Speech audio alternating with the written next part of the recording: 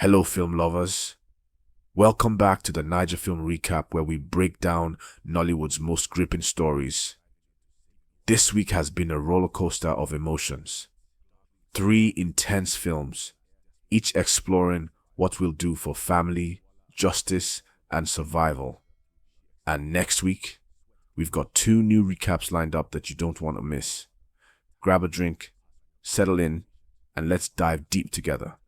Remember, full recaps of every film we discuss are live on our channel, so hit that subscribe button and head over after this video.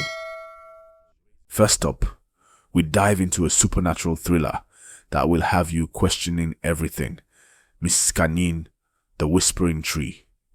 Set in the Edo Forest in 1892, the story begins with a stranger, pale-skinned and impatient, rushing to get to Benin before nightfall. But the forest, it has a life of its own. And night here isn't just darkness.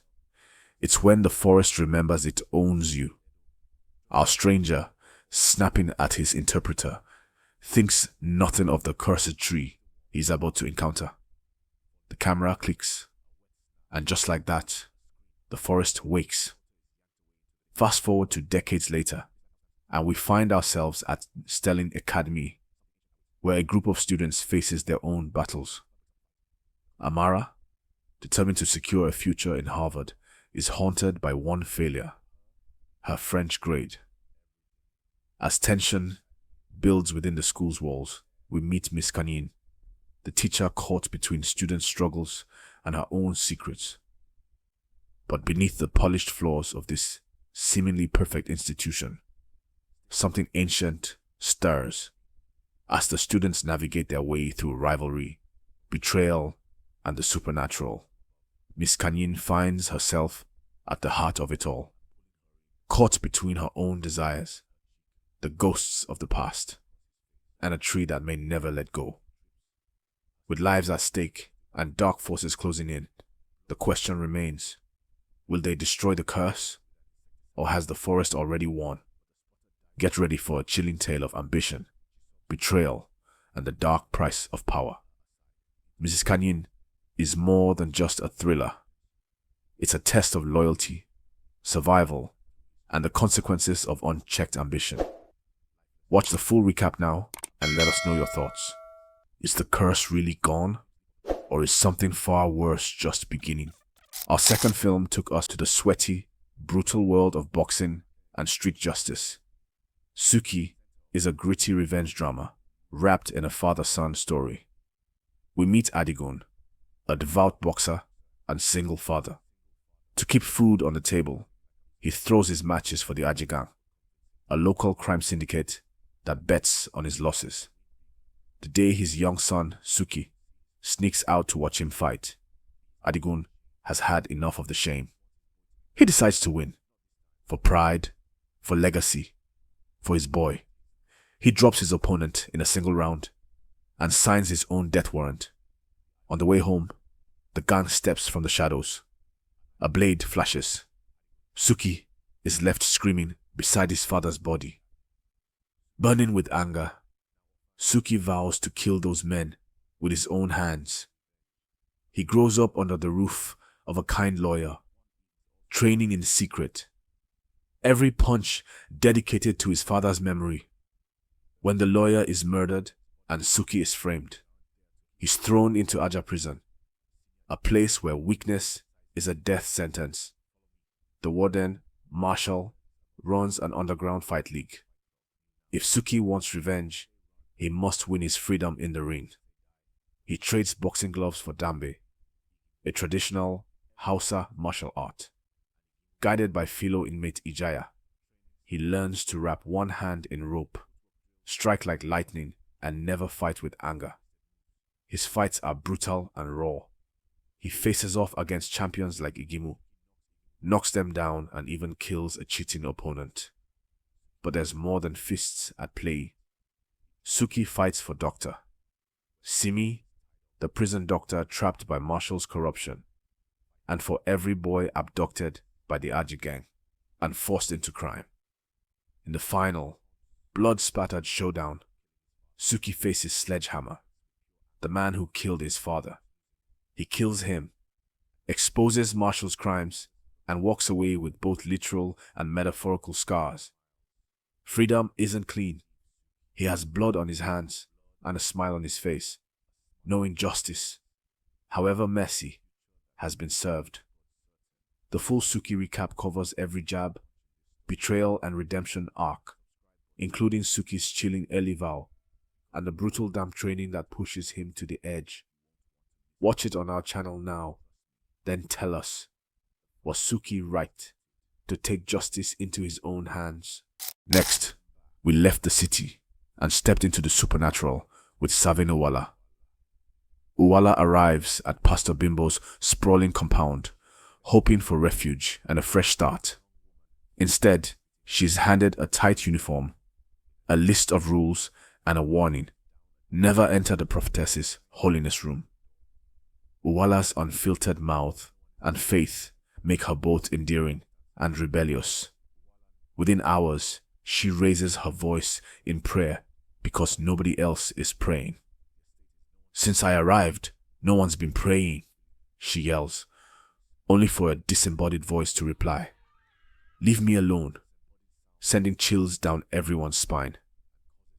Pastor Bimbo commands crowds in church, performing miracles and casting out demons, yet rules her household with fear. Uwala's curiosity draws her to the forbidden room. One night she peeks inside and faints at what she sees: red light, white cloths, and the preserved body of Pastor Bimbo's first husband lying with his chest open, his heart removed. In a dream, the man's spirit pleads, "Destroy my heart within 9 days, or you will be the next sacrifice." Uwala escapes, but the prophetess sends mercenaries after her. Past and present collide as we learn Pastor Bimbo once visited an herbalist with her new lover. Together, they removed her husband's heart to fuel her ministry. Now, she plans to do the same to Uwala. Uwala digs up the hidden heart, confronts Pastor Bimbo, and plunges a knife into it. The prophetess collapses, dead, and the dark magic dies with her. Henry, her accomplice, is arrested. The congregants and neighbors wake up to the horror they've been living under. Uwala survives and walks away, haunted but unbroken. The story asks, where does faith end and exploitation begin? And how far will greed twist what is sacred? If you crave suspense and supernatural thrills, watch our full recap of Saving Uwala. It breaks down every ritual, every escape, and the moment Uwala decides to fight back. After watching, drop your thoughts. Did Pastor Bimbo get what she deserved? And what happens to Uwala after she leaves? Those were the films we recapped this week, but we're not slowing down. Next week, our channel will unravel 2 brand new stories that you won't want to miss. First up, a glamorous birthday bash turns deadly in the party. Akimbobo Bobo Balogun is celebrating at a glitzy Victoria Island mansion. Champagne flows, Afrobeats pulse, and his friends toast him as a brother. Suddenly someone screams, "Where Bobo Day?" Seconds later, he plummets from the balcony into the pool. Chaos ensues. His mother wails. His father locks the gates and orders no one to leave. Detective Habiba arrives, ready to untangle the secrets of Lagos high society. As she interviews Bobo's friends, Martins, JP, Chidi, ugly truths spill. Drug addictions, affairs, massive debts, and bitter gossip about the witch wife. Bobo's parents blame his wife, Motunrayo. She points to his many mistresses. A teenage girl reveals she's pregnant with Bobo's child. The family's secrets unravel, including Chief Balogun's hidden second family and Alhaji Quadri's threats. Through Yoruba rituals, patriarchal blame games, and corrupt investigators, the truth stays hidden until the finale. At the burial, a prophecy says the murderer will present a spotless gift. A friend hands Mama Balogun a white handkerchief. Flashbacks reveal he spiked Bobo's drink with hydrocodone, leaving his unique thumbprint on the glass. Did JP's punch kill Bobo, or was it the unexpected friend that did? The themes? Patriarchy, class, sexism, corruption make this murder mystery more than a hood unit. It's a mirror held up to Lagos elites. Get ready for our The Party recap next week.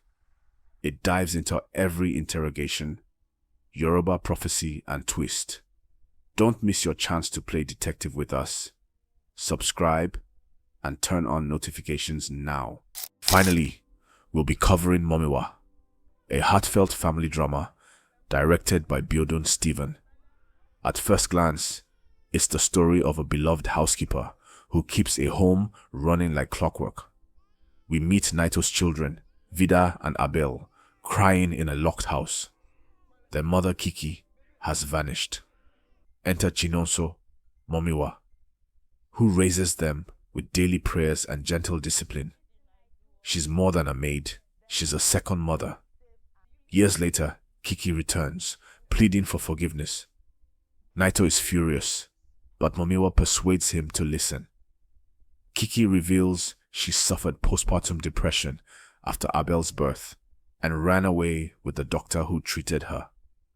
Slowly, Naito and Kiki begin to mend, but jealousy sets in. Kiki can't stand the bond between Momiwa and the children. Drama ensues. Kiki demands to be called Madame, has Momiwa arrested on false charges, and neglects the kids until Naito realizes the truth. He learns he actually bought a house for Momiwa years ago and never asked about her family. When a doctor casually spills that Kiki married him for money, Naito orders her to leave. The film ends with Momiwa returning for Vida's graduation, hinting at romance with Naito.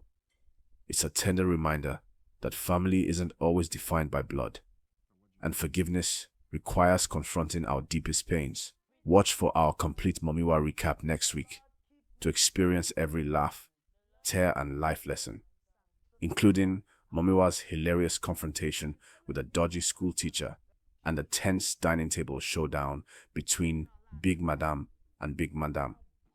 After watching, tell us, should Naito marry Momiwa? Can Kiki truly be forgiven? Your comments shape our conversation. And that wraps our long weekly review. If you enjoyed this breakdown, please hit that like button so YouTube knows you want more detailed Nollywood recaps. Head to the channel now to watch the full videos for Miss Kanyin, Suky, and Saving Uwala.